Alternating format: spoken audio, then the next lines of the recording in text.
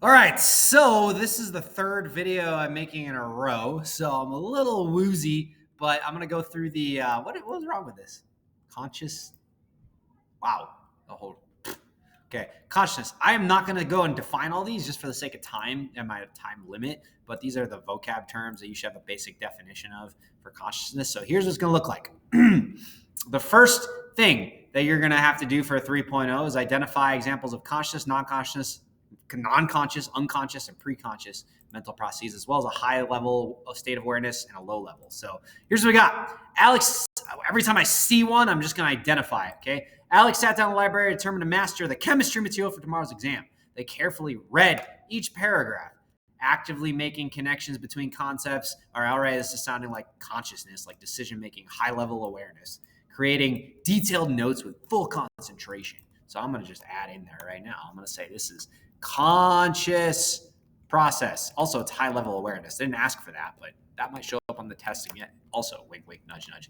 Meanwhile, Alex's body was hard at work. Their kidneys were filtering waste from their blood. Their spleen was removing old red blood cells, and their body was maintaining core. All right, these are all things that he's not actively aware of, and he really cannot control consciously through conscious processes. These are all not unconscious, non-conscious processes. Okay. Things that are happening in the background, like in a computer.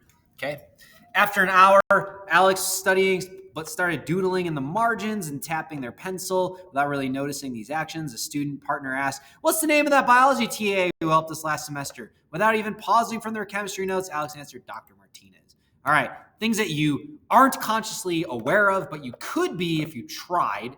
Kind of like memories, sort of, that you're, or factual memories, semantic, they're not semantic.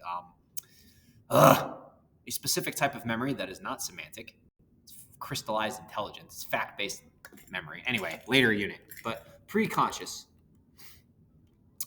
And then finally, this one is going to probably be unconscious because we haven't used it yet, but that's very Freudian. Things that are repressed, damaged things in the hard drive of your brain that you're not ready for, so that you have to focus on. So later that night, Alex felt unexpectedly stressed about the exam, far beyond normal test anxiety, while venting to their roommate about feeling stupid at chemistry. Alex suddenly had insight. Their older sibling had always excelled at science, and their parents frequently compared them.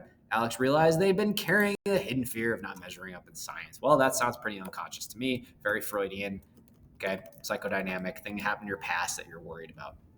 And there you go. That's all you got to do. You should probably have a low level of awareness as well. The doodling is probably a low level of awareness example, for example. Okay, 3 factors determine sleep-wake cycle. Hypothalamus is going to impact your drives. Light and dark impacts the secretion of melatonin. And then I just said it, melatonin is the hormone that impacts your sleep-wake cycle. So those 3 things. Sleep debt means you have to get sleep debt, means you must get more sleep in order to make up for inadequate sleep. There's several negative effects of insufficient sleep. You're going to be irritable. You're going to have less attention. Your memories you're not going to be able to learn as well. You're going to have suppressed immune system over time. Your body secretes growth hormone while you sleep, which is important for growth, obviously, and also functioning of your immune system, bodily repair, things of that nature. So without that, you're going to be in a difficult situation. 4 stages of the sleep cycle. You got NREM 1. This is relaxation. You've got alpha waves. All right. You also have hypnagogic responses, which is like feeling like falling.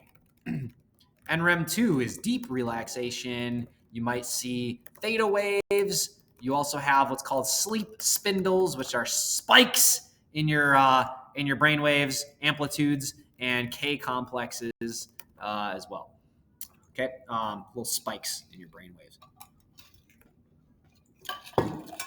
Sorry, I get a drink there. NREM 3 is deep sleep. You're going to have delta waves. Also, this is where you might have night terrors or sleepwalking.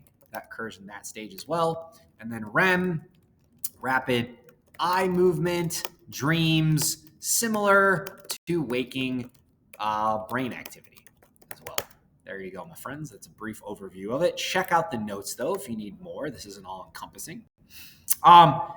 You should be able to apply these to a dream. We've done these a lot over time. I'm not going to run through it again, I don't think. But remember, manifest and latent content are Freudian. It's where you talk about the manifest content is the content of the dream itself, the plot line, and the latent content is what does it symbolize.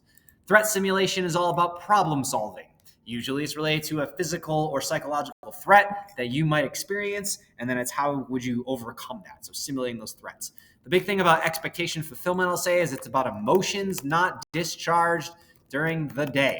So not necessarily expectations or things you want to have happen, though that can be part of it, but it's about the emotions and the emotional feelings that you did not have a proper or socially acceptable way of discharging during the day. Activation synthesis, always remember these steps, okay? Random neural activity in brainstem means no meaning.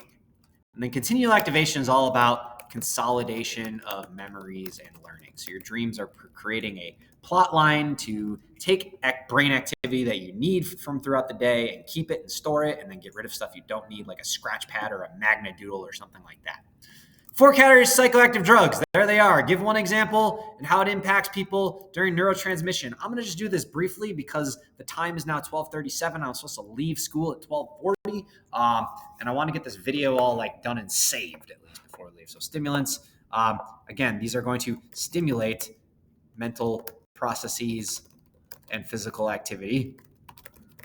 They relate a lot to dopamine, but also potentially serotonin. You got MDMA or ecstasy is one that falls in there. Whoop. Ecstasy. Whoa. Ecstasy. Wow. Sorry about that. That was like a sleep debt moment for sure. Okay, anyway. Cocaine is one. Caffeine. Things like Adderall, which are methamphetamines, are methamphetamines. Sorry, Adderall is not a methamphetamine. It's just chemically similar.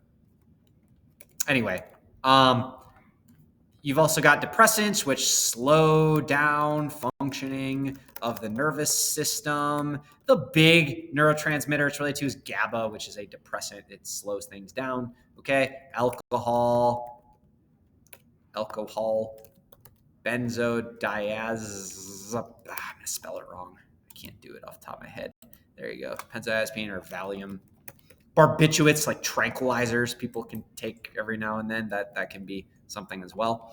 Not anti-anxiety, not SSRIs. Those are serotonin reuptake inhibitors. That's not a depressant. It's an anti-anxiety medicine. It's a little bit different. Opiates, narcotics are impact production of endorphins, which are things that help with pain reception. They limit pain receptor activity. They're also going to slow down heart rate and just general consciousness as well. Things like this would be opioids. You've got heroin. You've got fentanyl. Yeah, those are the big ones. Did I forget one? I don't think so. Hallucinogens literally alter consciousness and perception. And it all throughout the brain is systemic, no specific neurotransmitter. Psilocybin is going to be one. Mushrooms, LSD, THC or marijuana is a light hallucinogen, though people don't generally take it for that resource or for that reason. So those are, and PCP would be one as well. So just knowing examples, neurotransmitters involved, and some of the symptoms. That's what we're looking for. Okay? All right. I think that's good. I'm going to upload this, and we'll see you around.